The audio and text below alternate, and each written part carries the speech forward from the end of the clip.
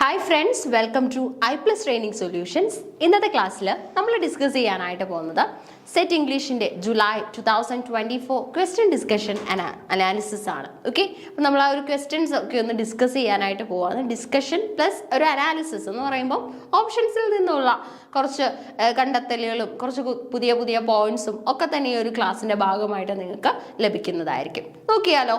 So നമ്മൾ ഇതിനു മുൻപ് ഒരു 19 ചോദ്യങ്ങൾ ചെയ്തിട്ടുണ്ടായിരുന്നു. ഓക്കെ, അപ്പോൾ ആ ഒരു സീരീസിൽ തന്നെ വരുന്ന 20ാമത്തെ ചോദ്യമാണ് ഇനി നമ്മൾ നോക്കാൻ പോകുന്നത്. ഡയറക്റ്റ് ക്വസ്റ്റ്യൻ ആണ്.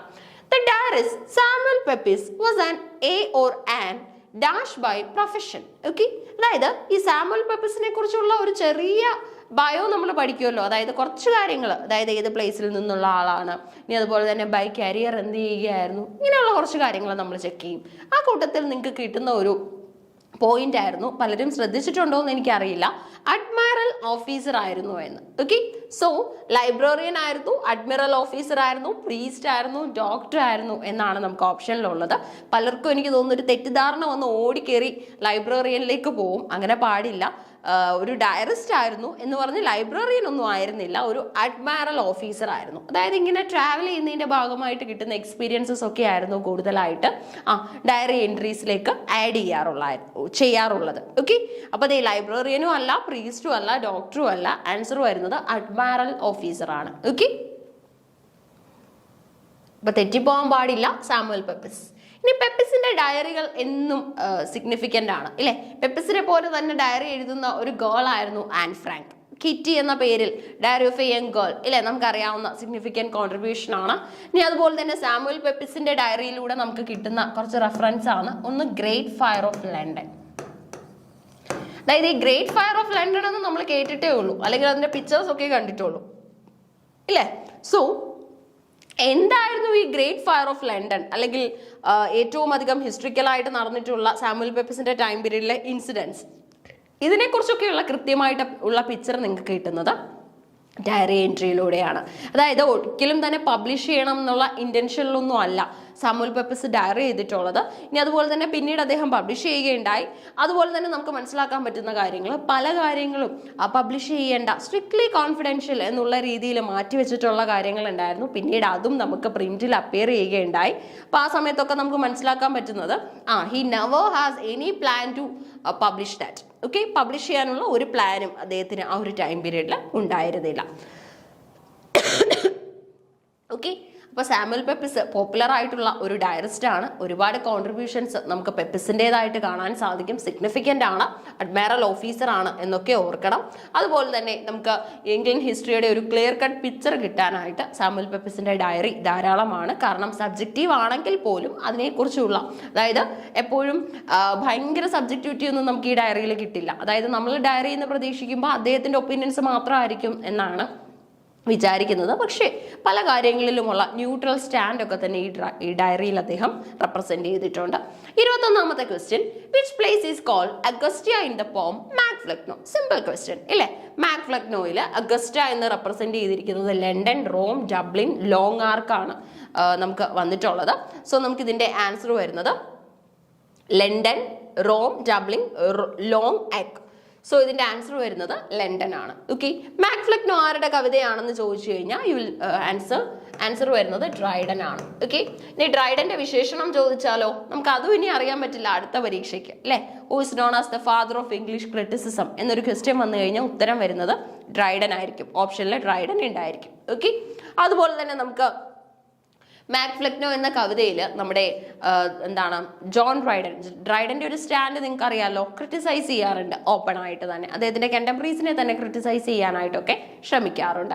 സോ നമുക്ക് മനസ്സിലാക്കാൻ പറ്റുന്നത് ആരെ മോക്ക് ചെയ്തുകൊണ്ടാണ് നമ്മുടെ മാക് ഫ്ലെക്നോ എന്ന് പറയുന്ന കവിത ഡ്രൈഡൻ ചെയ്തിരിക്കുന്നത് എന്ന് ചോദിച്ചു കഴിഞ്ഞാൽ മൈനർ പോയറ്റ് ആയിട്ടുള്ള നമ്മുടെ തോമസ് ഷാഡ്വെലിനെ മോക്ക് ചെയ്യാൻ വേണ്ടിയാണ് ഇങ്ങനെ ഒരു കവിത ചെയ്തിട്ടുള്ളത്. അതും ഒരുപക്ഷെ ചോദ്യമായിട്ടൊക്കെ ഇനി നമുക്ക് കാണാൻ സാധിക്കും. ഓൾറെഡി ചോദ്യമായിട്ട് വന്നിട്ടുള്ളതാണ്, ഇനി നമുക്കത് തന്നെ പ്രതീക്ഷിക്കാം. 22ാമത്തെ ചോദ്യം ഒന്ന് നോക്കിയാലോ. Which among the following is not a work done by Jonathan Swift? ഈ തന്നിട്ടുള്ളതിൽ ജോണതൻ സ്വിഫ്റ്റിന്റെ വർക്ക് അല്ലാത്തത് ഏതാണെന്നാണ് ചോദിച്ചിട്ടുള്ളത്. ഓക്കെ, ജോണതൻ സ്വിഫ്റ്റ് പല പേരുകളിൽ അറിയപ്പെടാറുണ്ട്. ഡീൻ സ്വിഫ്റ്റ് എന്ന് അറിയപ്പെടും. ഇനി അതുപോലെ തന്നെ ഒരു പെന്നെയും യൂസ് ചെയ്തിട്ടുണ്ടായിരുന്നു, ഐസക് ബിക്കർസ്റ്റാഫ്.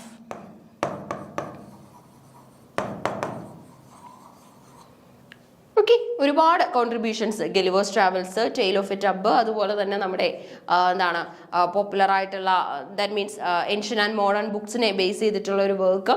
ഇനി അതുപോലെ തന്നെ മോഡസ്റ്റ് പ്രപ്പോസൽ, ഇതൊക്കെ ജോണതൻ സ്വിഫ്റ്റിന്റെ കോൺട്രിബ്യൂഷൻ ആണ്. ഡബ്ലിനിൽ സെറ്റ് ചെയ്തിട്ടുള്ള ഒരു വർക്കാണ് മോഡസ്റ്റ് പ്രപ്പോസൽ. ഡബ്ലിൻ എന്ന് അവിടെ റെപ്രസെന്റ് ചെയ്യുന്നുണ്ട്. Which among the following is not a work by Jonathan Swift? The importance of the Guardian considered. The public spirit of the Whigs. Whigs എന്ന് പറഞ്ഞു കഴിഞ്ഞാൽ എന്താണ് മീൻ ചെയ്യുന്നതെന്ന് പറഞ്ഞാൽ ഇംഗ്ലണ്ടിലെ ഒരു പൊളിറ്റിക്കൽ പാർട്ടിയാണ്. ഒരു പാർട്ടിയുടെ പേരാണ് വിഗ്സ് എന്ന് പറയുന്നത്, മറ്റൊരെണ്ണത്തിന്റെ പേര് ടോറിസ് എന്നായിരുന്നു. അതുപോലെ തന്നെ ഡ്രേപ്പിയേഴ്സ് ലെറ്റേഴ്സ് വളരെ സിഗ്നിഫിക്കൻ്റ് ആണ്. നമ്മൾ ഡീറ്റെയിൽ ആയിട്ടൊക്കെ തന്നെ ഡിസ്കസ് ചെയ്യേണ്ട ഒരു വർക്കാണ്. അതുപോലെ തന്നെ ദ ക്രിസ്ത്യൻ ഹീറോ, ആൻസർ വരുന്നത് ദ ക്രിസ്ത്യൻ ഹീറോ ആണ്. ക്രിസ്ത്യൻ ഹീറോ ജോണതൻ സ്വിഫ്റ്റിൻ്റെതല്ല. ഓക്കെ, സോ നോക്കി, പോപ്പുലർ ആയിട്ടുള്ള വർക്ക്സ് ആയിരുന്നു നമുക്ക് പഠിക്കാനുള്ളത്. അപ്പം അടുത്ത പരീക്ഷയ്ക്കും ജോണതൻ സ്വിഫ്റ്റിനെ പഠിച്ചിട്ട് പോകണം എന്നുള്ള ഒരു ഹിൻ്റാണ് ഇവിടെ നിന്ന് നമുക്ക് കിട്ടുന്നത്. പലപ്പോഴും നമുക്ക് കാണാൻ സാധിക്കുന്നത് ഓപ്ഷൻസിൽ ചിലപ്പം നോട്ട് എ വർക്ക് എന്നൊക്കെ പറഞ്ഞ് തരുന്നത് ആരുടെയും തന്നെ കോൺട്രിബ്യൂഷൻ ഒന്നും ആയിരിക്കില്ല. അതൊക്കെ തന്നെ ജസ്റ്റ് ഫാബ്രിക്കേറ്റഡ് ആയിട്ടുള്ള ടൈറ്റിൽസ് ആയിരിക്കും. ഓക്കെ, അപ്പോൾ അടുത്തൊന്ന് നോക്കിയാലോ. മാച്ചപ്പ് ചോദ്യങ്ങൾ വന്നില്ലല്ലോ എന്ന് വിചാരിക്കേണ്ട. അതെ, ആദ്യത്തെ മാച്ചപ്പ് ചോദ്യം നമുക്ക് എത്തിയിട്ടുണ്ട്. ഒരേ ക്വസ്റ്റ്യൻ സീരീസിൽ തന്നെ നമുക്ക് പല പല മാച്ചപ്പ് ക്വസ്റ്റ്യൻസ് പ്രതീക്ഷിക്കാൻ പറ്റും. നോക്കി, ഒരുപാട് കോംപ്ലിക്കേറ്റഡ് അല്ല. ഇവിടെ നമുക്ക് റൈറ്റേഴ്സിനെ തന്നിട്ടുണ്ട്, അതുപോലെ തന്നെ നമുക്ക് വർക്കൊക്കെ തന്നിട്ടുണ്ട്. ഓക്കെ, ഡാനിയൽ ഡെഫോ, അതുപോലെ തന്നെ നമ്മുടെ റിച്ചാർഡ്സൺ, ഓക്കെ, സാമുവൽ റിച്ചാർഡ്സൺ, അതുപോലെ തന്നെ സ്മോളറ്റ്, ടോബിയാസ് സ്മോളറ്റ്. ഓക്കെ, അതായത് നമ്മുടെ ആ ഒരു നോവലിന്റെ പില്ലേഴ്സ് എന്നുള്ള രീതിയിൽ നമ്മൾ പഠിച്ചു വെക്കുന്നതാണ്. Henry fielding. ഇത്രയും റൈറ്റേഴ്സ് ആണ് ഓപ്ഷനിലുള്ളത്. On the right side you can see Sir Charles Grandison, Amelia, Roxana, the reprisal. Okay, ഇത്രയും കാര്യങ്ങളാണ് നമുക്ക് പ്രൊവൈഡ് ചെയ്തിട്ടുള്ളത്. അപ്പൊ നമുക്ക് ഇതിനെ കണക്ട് ചെയ്യണം. ഇത് നോക്കി, ഡെഫോയെ നമുക്ക് റൊക്സോണയുമായിട്ടാണ് കണക്ട് ചെയ്യാൻ പറ്റുന്നത്. റൊക്സാന, ഓക്കെ, റൊക്സാനയുമായിട്ട് കണക്ട് ചെയ്യാം. അതുപോലെ തന്നെ നമുക്ക് ബി റിച്ചാർഡ്സൺ വരുന്നത് സർ ചാൾസ് ഗ്രാൻഡ്സന്റെ ഒപ്പമാണ്. ഇനി അതുപോലെ തന്നെ നമുക്ക് വരുന്നത് അതായത് നമ്മുടെ സ്മോളറ്റിനെ നമുക്ക് അത് റെപ്രിസലുമായിട്ട് കണക്ട് ചെയ്യാം. ഇനി ഒരെണ്ണം കൂടെ വരുന്നുള്ളല്ലോ, ഫീൽഡിങ് വരുന്നത് അമീലിയ. ഓക്കെ, ഈ ഒരു രീതിയിൽ നമുക്ക് കണക്ഷൻസ് കൊടുക്കാൻ സാധിക്കും. സോ കൃത്യമായിട്ട് തന്നെ നമ്മൾ പഠിച്ചു വെച്ചിട്ട് പോകണം. ഈ ഒരു മാച്ചപ്പിനുള്ള പല പോസിബിലിറ്റി നമുക്കുള്ളത്. ഒന്ന് വർക്കും ഓതറും, മറ്റൊരെണ്ണം ക്യാരക്ടറും വർക്കും, മറ്റൊരെണ്ണം ക്യാരക്ടറും ഓതർ. ഓക്കെ, ആ ഒരു ക്യാരക്ടറിനെ സൃഷ്ടിച്ച ആള്. ഇനി അതുപോലെ തന്നെ ചിലപ്പം നമുക്ക് വർക്കും അതിന്റെ സബ് ടൈറ്റിലും പ്രതീക്ഷിക്കാം. ഓക്കെ, ഈ കാര്യങ്ങളാണ് നിങ്ങൾ മനസ്സിലാക്കി പോവേണ്ടത്. ഇതൊക്കെയാണ് കൂടുതലും മാച്ചപ്പിന് നമുക്ക് വരുന്നത്. അപ്പൊ ഇതൊന്ന് എഴുതിയെടുത്തോളുക. മാച്ചപ്പിൽ പിന്നെ നമുക്ക് എലിമിനേറ്റ് ചെയ്യാനായിട്ടൊന്നും ഇല്ല, എല്ലാം ഒന്നിന്റെ ആൻസർ ആയിട്ട് വരും. Okay, A3 B1 C4 D2, A1 B4 C2 D3, A2 B3 C1 D4, A4 B1 C3 D2. ഇങ്ങനെയായിരുന്നു ഓപ്ഷൻസ് ഉള്ളത്. അതായത് നിങ്ങൾ ഒരുപാട് അങ്ങ് ചിന്തിച്ച് തെറ്റിലേക്ക് പോകാതിരിക്കുക. ഓക്കെ, പലപ്പോഴും നിങ്ങൾക്ക് ഒരു ആൻസർ കിട്ടിക്കഴിഞ്ഞാൽ അതിൽ സ്റ്റിക്ക് ഓൺ ചെയ്യുക, അടുത്ത ചോദ്യത്തിലേക്ക് അങ്ങ് പോവുക. വീണ്ടും ഇതല്ലേ അതല്ലേ എന്നുള്ള ചിന്തകളാണ് ചിലപ്പോൾ നമ്മളെ തെറ്റിലേക്ക് നയിക്കുന്നത്. അതുകൊണ്ട് ഒരിക്കലും നിങ്ങൾക്ക് ആൻസർ കിട്ടിക്കഴിഞ്ഞാൽ നിങ്ങൾ അതിൽ കോൺഫിഡൻ്റ് ആണെങ്കിൽ വീണ്ടും ആ ക്വസ്റ്റ്യൻ വെച്ചുകൊണ്ടിരിക്കരുത്, അടുത്ത ക്വസ്റ്റ്യനിലേക്ക് അങ്ങ് പോകാൻ ശ്രമിക്കണം. പലപ്പോഴും ആൾക്കാർ പറയാറുണ്ട് നമ്മളോട്, എഴുതി കഴിഞ്ഞ് ആദ്യം ആൻസർ കറക്റ്റ് കൊടുക്കും, പിന്നെ വീണ്ടും ചിന്തിച്ച് കുഴപ്പമായി ആൻസർ തെറ്റിപ്പോയ കഥകൾ. ഓക്കെ, നോക്കി, the name of the incompetent physician in Tristram Shandy. Okay, ഈ ട്രിസ്റ്റം ഷാൻഡി ആരുടെ വർക്ക് ആണെന്ന് അറിയാമോ? ലോറൻസ് സ്റ്റേണിന്റെ കോൺട്രിബ്യൂഷൻ ആണ്. നമ്മൾ പറയാറുണ്ട്, സ്റ്റേണിന്റെ ഈ വർക്കിൽ പറയാറുണ്ട്, ഒരു കുട്ടിക്ക് ഇടാൻ പാടില്ലാത്ത ഏറ്റവും ബാഡ് നെയിം ആയിരുന്നു ട്രിസ്റ്റം എന്ന് പറയുന്നത്. ഓക്കെ, അപ്പൊ ഈ ട്രിസ്റ്റം ഷാൻഡി ജനിക്കുന്ന സമയത്ത് അമ്മയ്ക്ക് പെട്ടെന്നൊരു പെയിൻ ഉണ്ടാവുന്നു, നേഴ്സ് വരുന്നു, അമ്മയെ നോക്കുന്നു, ഡെലിവറി ടൈം ആകുന്നു. ഈ സമയത്ത് നമുക്ക് മനസ്സിലാക്കാൻ പറ്റുന്നത് നമ്മുടെ ട്രിസ്റ്റം ഷാൻഡിയുടെ ഫാദർ, ഓക്കെ, ഷാൻഡി എന്ന് തന്നെയാണ് പേര് വരുന്നത്. He's actually wandering here and their, വളരെ ടെൻസ്ഡ് ആയിട്ട്, നമുക്കൊരു ലേബർ റൂം ഒക്കെ ഇമാജിൻ ചെയ്യാം, അതിന്റെ പുറത്ത് ഹസ്ബൻഡ് വളരെ ടെൻസ്ഡ് ആയിട്ട് നടക്കുന്നത് പോലെ നമ്മുടെ ട്രിസ്റ്റം ഷാൻഡിയുടെ ഫാദർ ടെൻസ്ഡ് ആയിട്ട് നടക്കുന്നു. അതുപോലെ തന്നെ ഈ സമയത്ത് നമുക്ക് മനസ്സിലാക്കാൻ പറ്റുന്നത് ട്രിസ്റ്റം ഷാൻഡിയുടെ ഒരു അങ്കിളും ആ സമയത്ത് വീട്ടിലുണ്ട്. സോ ട്രിസ്റ്റം ഷാൻഡി ജനിക്കുന്നു. നേഴ്സ് ഓടി വന്നിട്ട് ചോദിക്കുന്നു എന്ത് പേരാണ് ഈ ബോയ്ക്ക് ഇടേണ്ടതെന്ന്. ആ സമയത്ത് കൃത്യമായിട്ട് വളരെയധികം ഒരു ഗുഡ് നെയിം നമ്മുടെ ഫാദർ പറഞ്ഞു കൊടുക്കുന്നു. ഇതാണ് കുട്ടിക്കുള്ള പേരെന്ന് പറഞ്ഞു കൊടുക്കുന്നു. ആൺകുട്ടിയാണെന്നൊക്കെ അറിയുന്നു. അങ്ങനെ ഈ നേഴ്സ് എന്താണ് ബൈ ടങ് സ്ലിപ്പ് ഈ കുട്ടിയെ ട്രിസ്റ്റം ഷാൻഡി എന്ന് വിളിക്കുന്നു. ഓക്കെ, പക്ഷേ പിന്നീട് നമുക്ക് മനസ്സിലാക്കാൻ പറ്റുന്നത് ശരിക്കും പറഞ്ഞാൽ ഇവരുടെ ഒരു ബിലീഫ് പ്രകാരം ഈ ട്രിസ്റ്റം ഷാൻഡി എന്ന പേരാണ് ഈ കുട്ടിക്ക് ഇത്രത്തോളം ബാഡ് തിങ്സ് ലൈഫിൽ കൊണ്ടുവന്നത്, അല്ലെങ്കിൽ ആ കുട്ടിയുടെ ലൈഫിൽ ഇത്രത്തോളം ബാഡ് ഇൻസിഡൻസ് ഉണ്ടാകാനുള്ള റീസൺ എന്താണെന്ന് വെച്ച് കഴിഞ്ഞാൽ അതിന്റെ പേര് ട്രിസ്റ്റം എന്നായി പോയത് ആണ് എന്നൊക്കെയുള്ള രീതിയിലുള്ള കുറെ ഡിക്ലറേഷൻസ് ഒക്കെ നടത്തുന്നുണ്ട്. Okay, the name of the incompetent physician. അപ്പൊ ഈ ട്രിസ്റ്റം ഷാൻഡിയിലെ ഇൻകോമ്പിറ്റന്റ് ഫിസിഷ്യന്റെ പേര് ടോബി വോൾട്ടർ സ്ട്രിം, അതുപോലെ തന്നെ സ്ലോപ്പ്. എന്താണെന്നാണ് ചോദിച്ചിരിക്കുന്നത്? സ്ലോപ്പ് എന്നാണ് പേര്. Slop, SLOP. അടുത്ത നോക്കിയാലോ, Thomas Gray's elegy written in a country churchyard. എലിജികളുടെ കൂട്ടത്തിൽ നിങ്ങൾക്ക് ഏറ്റവും കൂടുതൽ അറിയാവുന്ന ഒരു എലിജി ആയിരിക്കും. Consist of dash stanzas. പ്രതീക്ഷിക്കുമോ ഇങ്ങനൊരു ചോദ്യം?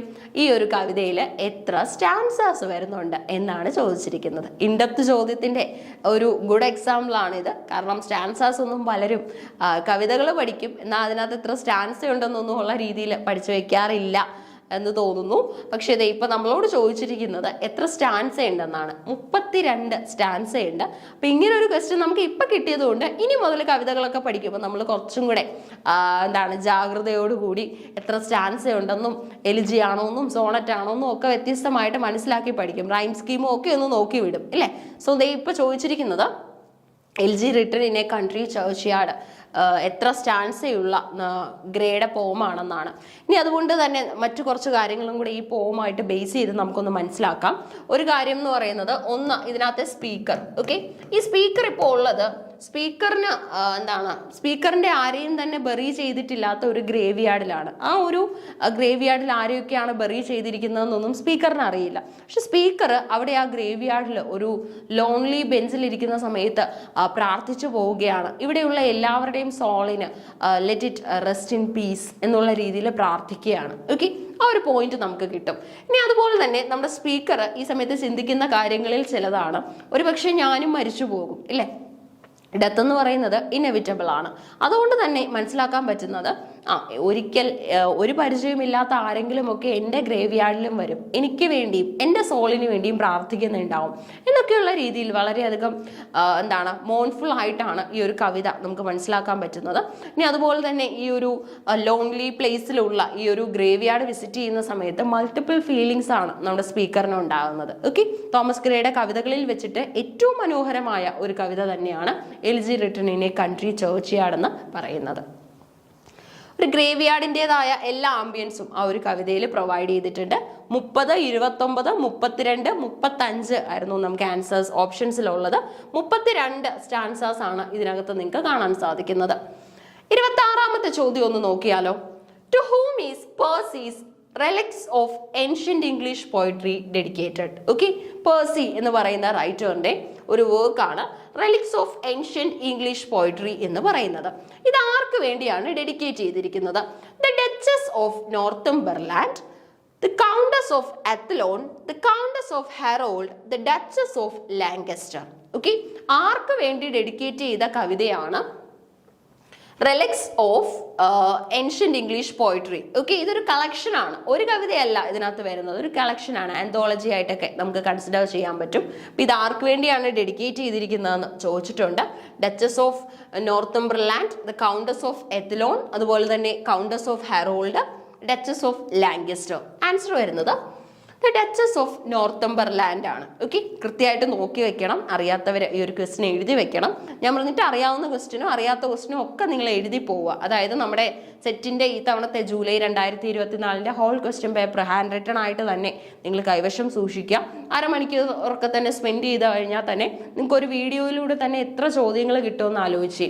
അരമണിക്കൂർ എന്നൊക്കെ പറയുമ്പോൾ നമ്മൾ പലപ്പോഴും ലെഷറായിട്ട് ലീവ് ചെയ്യുന്ന സമയമാണ് അല്ലേ. അപ്പോൾ അത് നമ്മൾ യൂസ്ഫുൾ ആയിട്ട് ഒരു വീഡിയോ കാണാനോ വല്ലതും യൂസ് ചെയ്ത് കഴിഞ്ഞാൽ ആ ചോദ്യമായിട്ട് ബന്ധപ്പെട്ട് തന്നെ നിങ്ങൾക്ക് ഒരുപാട് പുതിയ പോയിന്റുകൾ കിട്ടും. ഇങ്ങനെ പഠിച്ചെങ്കിൽ മാത്രമേ ശരിക്കും ആ ഒരു കോമ്പറ്റേറ്റീവ് എക്സാമിന് വേണ്ടി നിങ്ങൾ പ്രിപ്പയർ ചെയ്യുന്നു എന്ന് പറയാൻ പറ്റുള്ളൂ. ഓക്കെ, കുറേ ഡേറ്റാസും നോട്ടും നിങ്ങളുടെ കയ്യിലുണ്ട്, എന്നാൽ ക്വസ്റ്റ്യൻ എങ്ങനെ ചോദിക്കുമെന്ന് അറിയില്ല, ക്വസ്റ്റ്യനിലെ ഓപ്ഷനെ പറ്റി ഒരു ധാരണയില്ല എന്നൊക്കെയാണെങ്കിൽ ഒരുപാട് ബുദ്ധിമുട്ടായിരിക്കും. അതുകൊണ്ട് തന്നെ കൃത്യമായിട്ടൊരു സിസ്റ്റമാറ്റിക് സ്റ്റഡി വേണം. സോ ഇന്ന് നിങ്ങൾ ഈ ഒരു ക്വസ്റ്റ്യൻ ഡിസ്കഷൻ വീഡിയോ ഇപ്പോൾ കാണുന്നുണ്ടെങ്കിൽ നിങ്ങൾക്ക് കുറച്ച് കാര്യങ്ങളൊക്കെ മനസ്സിലായിട്ടുണ്ടായിരിക്കും ഇല്ലേ. ഈ കാര്യങ്ങളെ ബേസ് ചെയ്ത് ഇനി എന്ത് പഠിക്കണം? ഓക്കെ, അതായത് നിങ്ങളിപ്പം ചിലപ്പോൾ കോഴ്സ് ഒന്നും എടുത്തിട്ടുണ്ടാവില്ല, അല്ലെങ്കിൽ സെൽഫ് സ്റ്റഡി നടത്തുന്നവരായിരിക്കും. അങ്ങനെയുള്ളവർക്ക് ഇനി എന്ത് പഠിക്കണം എന്ന് മനസ്സിലാക്കാം. ഇനി അതുപോലെ തന്നെ ക്വസ്റ്റ്യൻ്റെ സീരിയസ്നെസ് ഇപ്പോൾ മനസ്സിലായിട്ടുള്ളവർക്ക് സ്വയം പഠനം പോരാ, നിങ്ങൾക്കൊരു ഗൈഡൻഷിപ്പിൽ പഠിക്കണം, ഒരു ഗൈഡൻസിൽ പഠിക്കണം എന്നൊക്കെയുള്ള തോന്നലുകൾ വന്നു കഴിഞ്ഞാൽ നിങ്ങൾക്ക് ഫ്രീ ആയിട്ട് തന്നെ നിങ്ങൾക്ക് എന്ത് ചെയ്യാനായിട്ട് സാധിക്കും?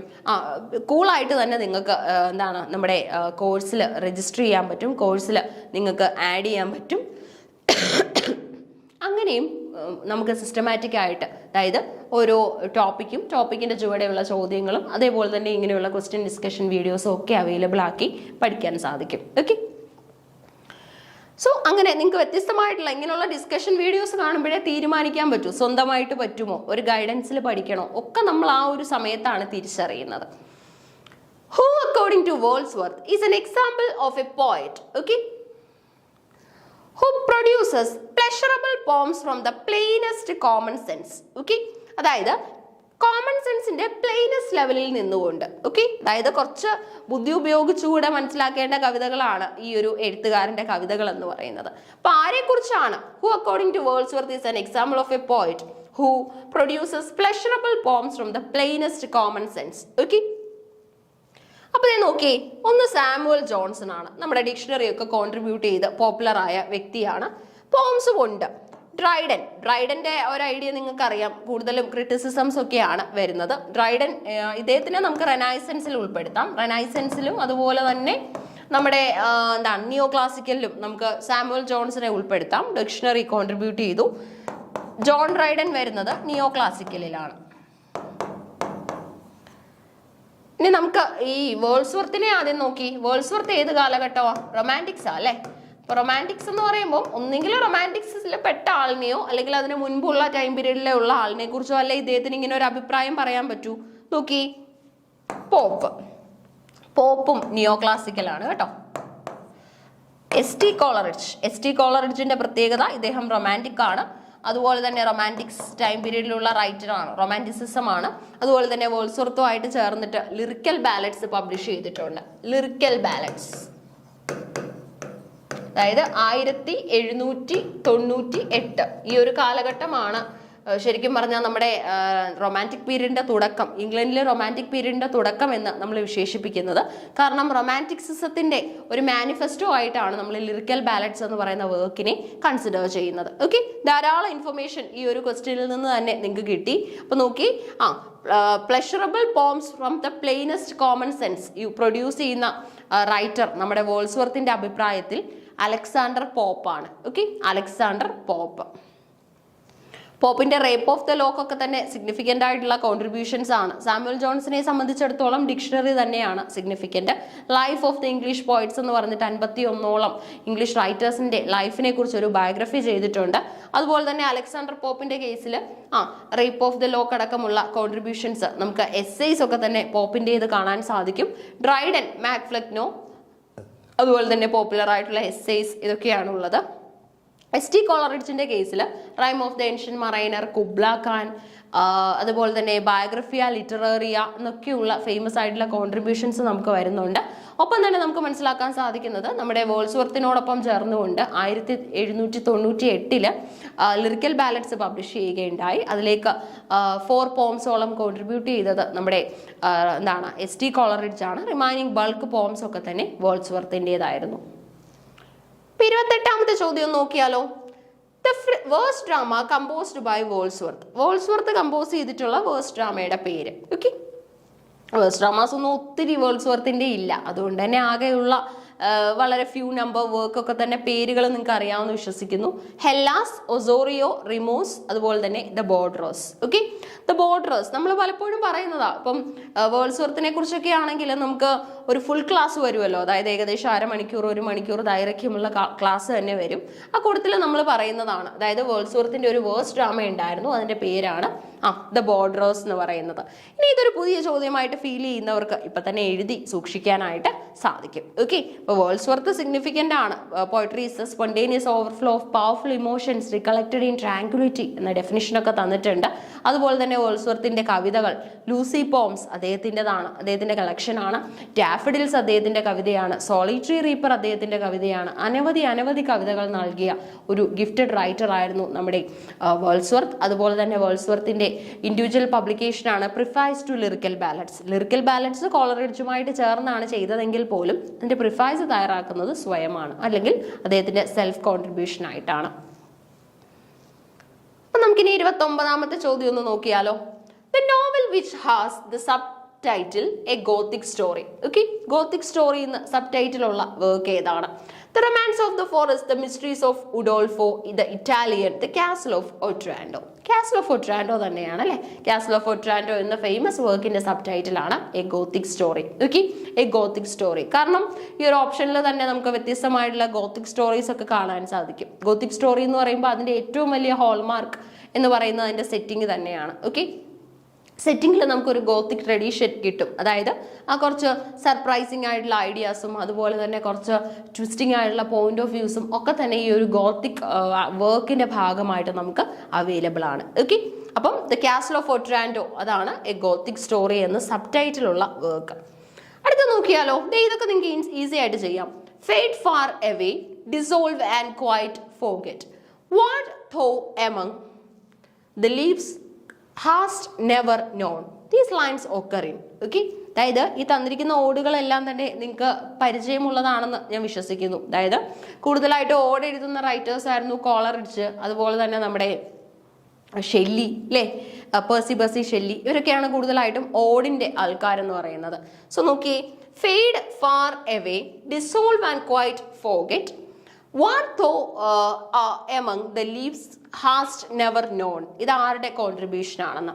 ഓഡ് ടു എ നൈറ്റിംഗിൾ എന്ന് പറയുന്ന വർക്കിലെ പോമാണ്, ലൈൻസ് ആണെന്ന് പറയുന്നു. Ode to Psyche, ode to melancholy, ode to a skylark. To a skylark എന്നാണെങ്കിൽ പോലും ഇതൊരു ഓടാണ്. ഈ ഓടിന്റെ പ്രത്യേകത എന്താ? വളരെ ഗ്രാൻഡ് സ്റ്റൈലിലായിരിക്കും ഇത് ചെയ്യുന്നത്. ഓക്കെ, അതായത് ഇപ്പം ഇതിനകത്തിൽ നമുക്ക് നൈറ്റിംഗിൾസിനെ കാണാം, സ്കൈലാർക്കിനെ കാണാം, അതുപോലെ തന്നെ ബേർഡ്സിനെയും ഒക്കെ തന്നെ നമുക്ക് പലപ്പോഴും നമ്മുടെ വെസ്റ്റ് വിൻഡിനെയും, ode to a west wind ഒക്കെ സിഗ്നിഫിക്കൻ്റ് ആണ് അല്ലെ. അപ്പൊ ഇതൊക്കെയാണ് ഏറ്റവും വലിയ ഓഡ്സ് എന്ന് പറയുന്നത്. അപ്പൊ ഇവിടെയൊക്കെ തന്നെ റെപ്രസെന്റ് ചെയ്യുന്ന ചിലപ്പം നാച്ചുറൽ ഫോഴ്സസ് ആയാലും, അല്ലെങ്കിൽ ചിലപ്പം ബേർഡ്സോ ആനിമൽസോ, അല്ലെങ്കിൽ ചിലപ്പോൾ എന്തെങ്കിലുമൊക്കെ സോർട്ട് ഓഫ് ഇമോഷൻസ് ആയാലും അതിനെയൊക്കെ തന്നെ ആ സ്പീക്കറിന്റെ കമ്പാനിയൻ ആയിട്ടാണ് നമ്മൾ കൺസിഡർ ചെയ്യുന്നത്. സ്കൈലാർക്കിനെ എടുത്തു നോക്കൂ, നൈറ്റിംഗിളിനെ എടുത്തു നോക്കൂ, വെസ്റ്റ് വിൻഡിനെ എടുത്തു നോക്കൂ, അതൊക്കെ നിങ്ങളുടെ കമ്പാനിയൻസ് ആണ്. സ്പീക്കറിന്റെ ഏറ്റവും അധികം സ്പീക്കറിനോടൊപ്പം സഞ്ചരിക്കുന്ന കമ്പാനിയൻസ് ആയിട്ടാണ് അവരെയൊക്കെ തന്നെ കൺസിഡർ ചെയ്യുന്നത്. അങ്ങനെ ഒരു കമ്പാനിയൻ ലെവലിലേക്ക് ഇങ്ങനെയുള്ള ഓർഡിനറി തിങ്സിനെ എത്തിക്കാൻ സാധിക്കുന്നത് ആ ഒരു ലാംഗ്വേജിന്റെ ബ്യൂട്ടി കൊണ്ട് മാത്രമാണ്. ഓക്കെ, അത്രത്തോളം വ്യത്യസ്തമായിട്ടുള്ള ലാംഗ്വേജ് യൂസ് ചെയ്യുന്നത് കൊണ്ട് മാത്രമാണ് നമുക്ക് അങ്ങനെ ആ ഒരു പൊസിഷനിലേക്ക്, ഗ്രാൻഡോർ നരേറ്റീവിലേക്ക് എത്തിക്കാനായിട്ട് സാധിക്കുന്നത്. ഓക്കെ, അപ്പം ഈ ഒരു ലൈൻസ് നോട്ട് ചെയ്ത് വെച്ചോളുക. ഓഡ് ടു എ നൈറ്റിംഗിൾ എന്ന് പറയുന്ന ഓടിനകത്തിലെ പോമിനകത്തിലെ ലൈൻസ് ആണ്. നോക്കിയാലോ അടുത്തത്. അപ്പൊ നമ്മൾ സെറ്റ് ഇംഗ്ലീഷ് അല്ലേ ചെയ്യുന്നത്. സോ സെറ്റ് എക്സാമിന് ഉറപ്പായിട്ടും നമുക്ക് നമ്മുടെ ബി എഡിന്റെ ഒരു ബേസിൽ നിന്നുള്ള ചോദ്യങ്ങൾ പ്രതീക്ഷിക്കാം. കാരണം B Ed plus P G ഉള്ള കുട്ടികളാണ് ഉറപ്പായിട്ടും ഈ ഒരു സെറ്റ് എക്സാമിന് അപ്പിയർ ചെയ്യാൻ വന്നിരിക്കുന്നത് അല്ലെ. സോ നോക്കി, which of the following theories, ചിലതൊക്കെ പേപ്പർ 1 അങ്ങ് ഒതുങ്ങും, ചിലതൊക്കെ തന്നെ പേപ്പർ 2 കയറി വരാറുണ്ട്. Theories assume that children have no innate ability to learn the language and rely on operant conditioning to form and improve their understanding and use of it. അതായത് ഈ തന്നിരിക്കുന്നതിൽ ഏത് തിയറിയാണ് ഇങ്ങനെ അവകാശപ്പെടുന്നത്? എന്താ അവകാശപ്പെടുന്നത്? Children have no innate ability to learn the language. നമ്മുടെ Chomsky വല്ലോ ഇത് കേട്ടായിരുന്നെങ്കിൽ ആകെ പ്രശ്നമായനെ അല്ലേ. ചോംസ്കി പറയുന്നുണ്ട് കുട്ടികളുടെ ബ്രെയിനിൽ ഇന്നേറ്റ് ആയിട്ടുള്ള ഒരു ഓബ്ജക്റ്റ് ഇല്ലേ, ലാഡ് എന്ന് പറഞ്ഞിട്ട്, ലാംഗ്വേജ് അക്വിസിഷൻ ഡിവൈസ് എന്ന് പറഞ്ഞിട്ട് ഒരു ഡിവൈസ് ഇരിപ്പുണ്ട്, അതുകൊണ്ട് തന്നെ കുട്ടിക്ക് ഓട്ടോമാറ്റിക്കായിട്ട് ലാംഗ്വേജ് പഠിക്കാൻ പറ്റും എന്നൊക്കെ പറഞ്ഞ ആളാണ് ചോംസ്കി. പക്ഷേ ഇവിടെ പറയുന്നു കുട്ടികൾക്ക് അങ്ങനെ ലാംഗ്വേജ് പഠിക്കാനായിട്ടുള്ള കഴിവുകളൊന്നും ഇല്ല. പിന്നെ എങ്ങനെയാണ് ഇവരിത് പഠിക്കുന്നത്? And rely on operant conditioning. അതായത് ഇവർ മൊത്തത്തിൽ നമ്മൾ ഇവർക്ക് എന്താണോ അങ്ങോട്ട് ഫീഡ് ചെയ്ത് കൊടുക്കുന്നത് അത് പ്രൊഡ്യൂസ് ചെയ്യുക മാത്രമാണ് ചെയ്യുന്നത്. ഒപ്പേറന്റ് കണ്ടീഷനിലാണ് കുട്ടികളുള്ളത്. To form and improve their understanding and use of it. Okay, അപ്പൊ നമ്മളിങ്ങനെ കണ്ടീഷൻ ചെയ്ത് വെക്കുന്ന കാര്യങ്ങൾ മാത്രം പറയാൻ, അതായത് നമ്മൾ ഈ പാരറ്റ്സിനെ കൊണ്ടൊക്കെ സംസാരിപ്പിക്കത്തില്ലേ, സെയിം പ്രോസസ്സ് മാത്രമേ ഇവിടെ നടക്കുന്നുള്ളൂ. കുട്ടികൾക്ക് ഇന്നേറ്റ് ആയിട്ട് ലാംഗ്വേജ് പഠിക്കാനൊന്നും കഴിവില്ല എന്നാണ് ഈ തിയറി പറയുന്നത്. അപ്പൊ ഈ ഒരു തിയറി പറയുന്ന ഫേമസ് ആയിട്ടുള്ള ദാറ്റ് മീൻസ് ഇസം ആണല്ലോ നമ്മൾ പറയുന്നത്. കോഗ്നിറ്റിവിസം, കൺസ്ട്രക്റ്റിവിസം, ബിഹേവിയറിസം എന്നാണ് നമ്മൾ പറയുന്നത്. സോ ഇതിനകത്തിൽ ഏത് തിയറിയിലാണ് ഇങ്ങനെ കുട്ടികൾക്ക് ലാംഗ്വേജ് പഠിക്കാനായിട്ടുള്ള കഴിവൊന്നുമില്ല, കണ്ടീഷൻ ചെയ്യുന്നതിന്റെ ഭാഗമായിട്ടാണ് അവരത് പ്രൊഡ്യൂസ് ചെയ്യുന്നത് എന്ന് പറയുന്നത്? Cognitivism, constructivism, behaviourism, critical pedagogy. ഇതിന്റെയൊക്കെ ആൾക്കാർ നമുക്കറിയാം. ഈ കോഗ്നിറ്റിവിസം കൂടുതലും നമ്മുടെ എറിക്സണുമായിട്ടും ഒക്കെ ബന്ധപ്പെട്ടതാണ്. കൺസ്ട്രക്റ്റിവിസം പറയുകയാണെങ്കിൽ നമ്മൾ പറയുന്ന പോപ്പുലർ ആയിട്ടുള്ള ഒരു തിയറിസ്റ്റ് ആണ് വൈഗോട്സ്കി ഇല്ലേ. അതായത് കുട്ടികളിലേക്ക് ഒരു കുട്ടികൾക്ക് സ്വയം എത്തിപ്പെടാൻ സാധിക്കുന്ന കാര്യങ്ങളുണ്ട്, ഇനി മറ്റൊരാളുടെ സഹായത്തോടു കൂടി കുട്ടി ചെയ്യുന്നത് സ്കഫോൾഡിംഗ് ആണ്, കൈത്താങ്ങാണ് എന്നൊക്കെ പറഞ്ഞ ഒരു തിയറിസ്റ്റ് ആയിരുന്നു. ബിഹേവിയറിസത്തിന് നമുക്ക് സ്കിന്നർ അടക്കം ഒരുപാട് റൈറ്റേഴ്സ് വരുന്നുണ്ട്, തിയറിസ്റ്റുകൾ വരുന്നുണ്ട്. ക്രിട്ടിക്കൽ പെഡഗോജിയെ കുറിച്ചും പെഡഗോജി ഓഫ് ദ ഒപ്രസ്ഡിനെ കുറിച്ചും ഒക്കെ തന്നെ നമുക്ക് ഒരുപാട് ആശയങ്ങൾ അറിയാം. കൂടുതലായിട്ടും പെഡഗോജി ഓഫ് ദ ഒപ്രസ്ഡ് ഒക്കെ പൗലോ ഫ്രെയറുമായിട്ടൊക്കെ ബേസ് ചെയ്തിട്ടുള്ള ഐഡിയാസ് ആണ്. ക്രിട്ടിക്കൽ പെഡഗോജി എന്ന് പറയുമ്പോൾ തന്നെ നമുക്കറിയാം ആർട്ട് ഓഫ് ടീച്ചിങ് ആണ് അല്ലെ. ആർട്ട് ഓഫ് ടീച്ചിങ്ങിനെയാണ് നമ്മൾ പെഡഗോഗി എന്ന് പറയുന്നത്. അപ്പൊ ഇതിൽ ഏത് തിയറിയിലാണ് ഇങ്ങനെ പറഞ്ഞിരിക്കുന്നതെന്ന് ചോദിച്ചു കഴിഞ്ഞാൽ ബിഹേവിയറിസത്തിലാണ്. ബിഹേവിയറിസത്തിന്റെ ഉദ്ദേശം തന്നെ ഇതാണ്, അതായത് നേരിട്ട് നാച്ചുറലായിട്ട് ചെയ്യാൻ പറ്റാത്തതൊക്കെ തന്നെ നമ്മൾ കണ്ടീഷൻ ചെയ്ത് ചെയ്യിപ്പിക്കുന്ന രീതി. ആനിമൽസിലൊക്കെ ആയിരുന്നു കൂടുതലായിട്ടും, പൂച്ചയിലും ഒക്കെ ആയിരുന്നു കൂടുതലായിട്ടും നമ്മുടെ ബിഹേവിയറിസ്റ്റുകൾ അവരുടെ എക്സ്പെരിമെന്റ്സ് ഒക്കെ തന്നെ കണ്ടക്ട് ചെയ്തിരുന്നത്. ഓക്കെ, അപ്പൊ ഈ തിയറി പറയുന്നത് കുട്ടികൾക്ക് നേരിട്ട് ഈ ലാംഗ്വേജ് ഇന്നേറ്റ് ആയിട്ട് പഠിക്കാനുള്ള കഴിവൊന്നും ഇല്ലെന്നാണ്. എന്നാൽ ഇങ്ങനെ ഒരു കഴിവ് ഉണ്ടെന്ന് പറയുന്ന തിയറി നമുക്ക് എക്സിസ്റ്റ് ചെയ്യുന്നുണ്ട്. അത് ലാഡ് എന്ന് പറയുന്ന തിയറിയാണ്, ലാംഗ്വേജ് അക്വിസിഷൻ ഡിവൈസ് എന്ന് പറയുന്ന തിയറിയാണ്. ഈ തിയറിയുടെ പിന്നിലുള്ള ആളാണ് ചോംസ്കി. നോം ചോംസ്കി എന്ന് പറയുന്ന റൈറ്റർ കൊണ്ടുവന്നതാണ് ലാഡ്. ഇതിനകത്തിലാണ് നമ്മൾ പറയുന്നത് നമ്മുടെ തലച്ചോറിൽ ഒരു ഡിവൈസ് ഉണ്ട്, ആ ഡിവൈസിന്റെ പേര് ലാംഗ്വേജ് അക്വിസിഷൻ ഡിവൈസ്, ലാഡ് എന്നാണ്. അത് പ്രകാരം കുട്ടികൾക്ക് ചെറിയ പ്രായം മുതലേ ലാംഗ്വേജ് ദാറ്റ് മീൻസ് പുതിയ പുതിയ വേർഡ്സ് അബ്സോർബ് ചെയ്ത് വെക്കാനും അത് പെട്ടെന്ന് തന്നെ പ്രൊഡ്യൂസ് ചെയ്യാനായിട്ടുള്ള കഴിവുണ്ടെന്നാണ് ഈ ഒരു തിയറി നമ്മളോട് പറയുന്നത്. ഓക്കെ, അപ്പൊ ഇതാണ് ഈ ഒരു ക്വസ്റ്റ്യൻ. ഇപ്പൊ ക്വസ്റ്റ്യനിൽ നമ്മളോട് പറഞ്ഞിരിക്കുന്നത് ഈ ക്വസ്റ്റ്യൻ ശ്രദ്ധിച്ചു നോക്കണം. നോ ഇന്നേറ്റ് എബിലിറ്റി എന്ന് പറയുന്നുണ്ട്. ഇനി അതുപോലെ തന്നെ ഈ വാക്കാണ് ഇനി സിഗ്നിഫിക്കൻറ്റ്. ഓൺ ഒപ്പേറന്റ് കണ്ടീഷനിങ്, നമ്മൾ കണ്ടീഷൻ ചെയ്യുന്നത് കൊണ്ടാണ് കുട്ടികൾ ഇങ്ങനെയുള്ള വേർഡ്സ് പ്രൊഡ്യൂസ് ചെയ്യുന്നത് എന്ന് പറയുന്ന തിയറി ബിഹേവിയറിസം ആണ്. ബിഹേവിയറിസം. ഇനി കൺസ്ട്രക്റ്റിവിസം പറയുന്നത് ബാക്കിയുള്ള ആശയങ്ങളാണ്. അതായത് നമുക്ക് എപ്പോഴും സൊസൈറ്റി ആയിട്ട് ബന്ധിച്ചുകൊണ്ടേ നമുക്കൊരു ഫ്രൂട്ട്ഫുൾ ആയിട്ടുള്ള ഒരു റിലേഷൻഷിപ്പ് പോസിബിൾ ആകും എന്ന് പറയുമ്പോൾ നമുക്കൊരു ഹാർമണി എക്സിസ്റ്റ് ചെയ്യാൻ പറ്റും എന്നൊക്കെയാണ് പറയുന്നത്. കോഗ്നിറ്റിവിസം എന്ന് പറയുന്നത് നമ്മുടെ ബ്രെയിൻ റിലേറ്റഡ് ആയിട്ടുള്ള, അതായത് നമ്മുടെ തലച്ചോറിനെ കുറിച്ചുള്ള പഠനവും അങ്ങനെയുള്ള ആശയങ്ങളും ഒക്കെയാണ് ഇതിനകത്തിൽ വരുന്നത്. ക്രിട്ടിക്കൽ പെഡഗോജി നമ്മൾ ഓൾറെഡി ഡിസ്കസ് ചെയ്തു. ഓക്കെ, അപ്പോൾ റിമൈനിങ് ക്വസ്റ്റ്യൻസ് നമുക്ക് അടുത്ത ക്ലാസ്സിൽ ഡിസ്കസ് ചെയ്യാം. Thank you.